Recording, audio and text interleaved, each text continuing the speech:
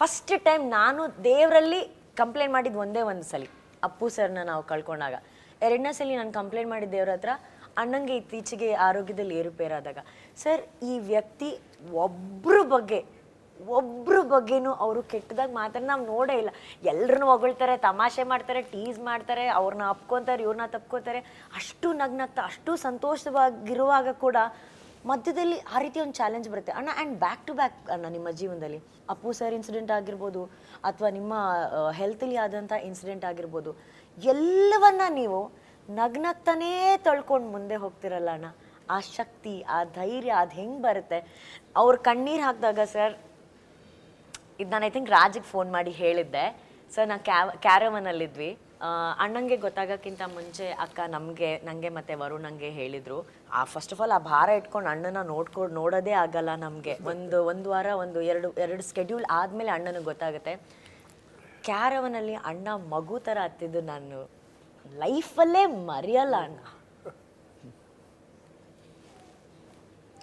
ಸಾರಿ. ಹೆಂಗೆ ಸಹಿಸ್ಕೋತೀರ ಅಣ್ಣ ನೀವು ಎಲ್ಲವನ್ನ? Very difficult.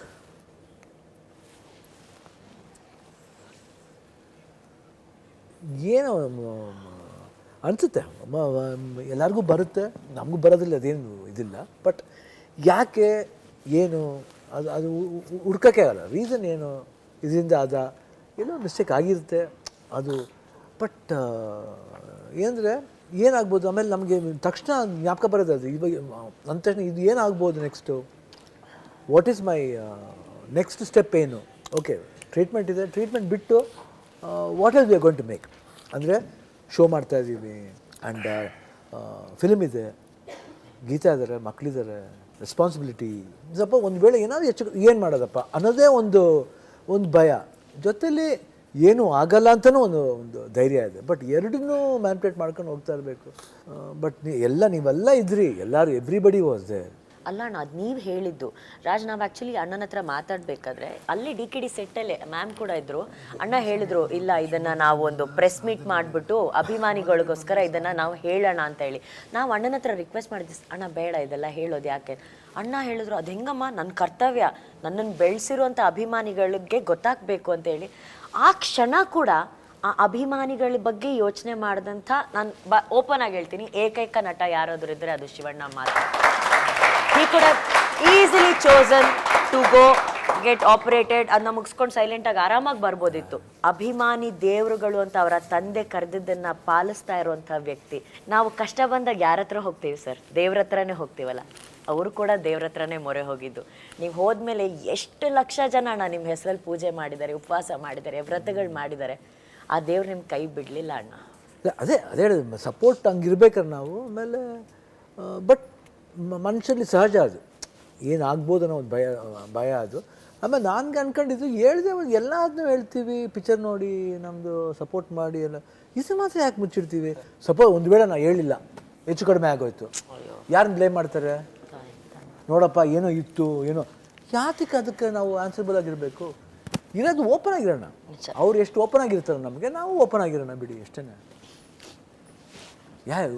ಹುಟ್ಟು ಎಷ್ಟು ನಿಜನೋ ಸಾವು ಅಷ್ಟೇ ಅಲ್ವಾ? ಮಿಡಲ್ಲಿ ನಾವೇನು ಡ್ಯಾಶ್ ಏನಂತೀವಿ, ಅದೇ ನಾವು ಇದು ಮಾಡ್ಕೊಂಡು ಹೋಗೋದು ಲೈಫ್ಲಿ. ಆ ಪ್ರೀತಿ ವಿಷಯ ಅದೇ ಬೆಳ್ಕೊಂಡು ಹೋಗೋದು, ಅದನ್ನೆಲ್ಲ ದಾಟ್ಕೊಂಡು ಹೋಗ್ಬೇಕು. ನೆಗೆಟಿವ್ನ ಪಾಸಿಟಿವಾಗಿ ಕನ್ವರ್ಟ್ ಮಾಡ್ಕೋಬೇಕು. ನಾನು ನೆಗೆಟಿವೇ ಸಾಧನೆ. ರಜನಿ ಸರ್ ಚೆನ್ನಾಗಿ ಹೇಳ್ತಾರೆ, ಶೋಧನೆ ಒಂದಾನೆಯ ಸಾಧನೆ. ಜೀವನ ಎಲ್ಲ ಒಂದೇ ಥರ ಜೀವನನೇ ಅಲ್ಲ, ಅದು ಏನು ಹೇಳಿದ್ರು ಅದೇ ಜೀವನ ಅದು.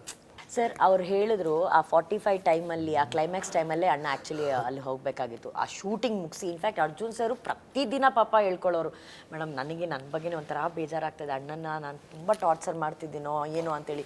ಆ ಪಾತ್ರ, ಆ ಗೆಟಪ್ಪು, ಇವೆಲ್ಲವನ್ನ ನೋಡ್ತಾ ಇದ್ದಾಗ you as an actor, as a director, as a fan, ಆ ವ್ಯಕ್ತಿಯ ಆ ಕಮಿಟ್ಮೆಂಟ್ ಬಗ್ಗೆ ನಿಮ್ಗೆ ಎಷ್ಟು ಹೆಮ್ಮೆ ಅನ್ಸುತ್ತೆ? ಈಗ ಕಮಿಟ್ಮೆಂಟ್ ಮಾಡೋದು ಬೇರೆ, ಅದನ್ನ ನಾವೇನ್ ಮಾಡ್ತೀವಿ ಎಷ್ಟೋ ಸಲ ತುಂಬಾ ದೊಡ್ಡದಾಗಿ ತೋರ್ಸಕ್ ಟ್ರೈ ಮಾಡ್ತೀವಿ. ನಾನು ಇದನ್ನ ಮಾಡ್ತಾ ಇದ್ದೀನಿ ಅನ್ನೋದನ್ನ ತುಂಬಾ ದೊಡ್ಡದಾಗಿ ತೋರ್ಸಕ್ ಟ್ರೈ ಮಾಡ್ತೀವಿ. ಮಕ್ಳಲ್ಲದಿರಲ್ಲ. ಕರೆಕ್ಟ್. ಮಕ್ಳು ಯಾವತ್ತೂ ಕೂಡ ಅದ್ ಮಾಡಿದ್ರೆ ಅದ್ರಲ್ಲೊಂದು ಮುಗ್ಧತೆ ಇರುತ್ತೆ, ಅದು ದೊಡ್ಡತನ ಅಂತ ನಾನು ಯಾವತ್ತೂ ಭಾವಿಸ್ತೇನೆ. ಅವ್ರು ಯಾವತ್ತೂ ಕೂಡ ಅದನ್ನ ಮಾಡ್ಬೇಕಲ್ಲ, ಅದ್ರಲ್ಲಿ ಏನಿದೆ? ಮ್ಯಾಟರ್ ಆಫ್ ಫ್ಯಾಕ್ಟ್ ತರ ಹೇಳ್ತಾ ಇದ್ರು. ನಮಗದ ಅನಿಸ್ತಾ ಇತ್ತು, ಏನಿದೆ ಹಿಂಗೆ ಈಗ ನೆನ್ನೆ ಒಂದು ಶೀತ ಬಂದಾಗ ನಾವು ಇಡೀ ಇಂಟರ್ವ್ಯೂ ಕೂರ್ಬೇಕು ಅಂದ್ರೆ ನಮ್ಗೊಂದು ಇರಿಟೇಷನ್ ಒಳಗಡೆ ಇರುತ್ತೆ, ಸುತ್ತ ನೋಡಿದವ್ರಿಗೆ ಬೈಬೇಕು ಅಂತ ಅನ್ಸ್ತಾ ಇರುತ್ತೆ.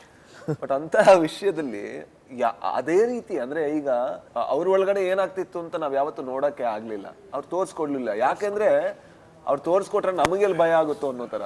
ಐ ಥಿಂಕ್ ಅಷ್ಟೇ. ಉಪೇಶ ನಾನೇನೋ ಇವ್ರ ಥರನೇ ಆಗ್ಬಿಟ್ಟಿದ್ದೆ. ಇವ್ರು ಹೋದೆ ನೋಡಿದೆ, ಶಿವಣ್ಣ ಸಖತ್ತಾಗಿ ಕಾಣಿಸ್ತೀರಿ, ಏನಾಗಲ್ಲ ಶಿವಣ್ಣ, ಅವಾಗೆಲ್ಲ ನಿಮ್ಮ ಮನೇಲಿ ಮಾತಾಡಿದ್ವಿ ಎಲ್ಲ ಜಾಲಿಯಾಗಿ. ನಾನು ತುಂಬ ಏನು ಹೇಳಿ ಅವ್ರ ಥರನೇ ಪಾಸಿಟಿವ್ ಆಗಿ ಅವ್ರ ಥರನೇ ಮಾತಾಡಿ ನಕ್ಕು, ಅದೇನು ಮಾತಾಡಬಾರ್ದು. ಮಾತು ಯಾರೂ ಆಡಿಲ್ಲ ಅನ್ಸುತ್ತೆ ಸೆಟ್ಟಲ್ಲಿ. ಮಾತಾಡಿಲ್ಲ, ವಾ ಸಖತ್ ಎಲ್ಲ ಪಾಸಿಟಿವ್ ಆಗೇ ಹೋಗೋಣ. ನಿಜ ನಿಜ ನಿಜ. ಅಂದ್ರೆ ಅಷ್ಟು ಧೈರ್ಯಕ್ಕೆ ಒಂದು ಶಕ್ತಿಯಾಗಿ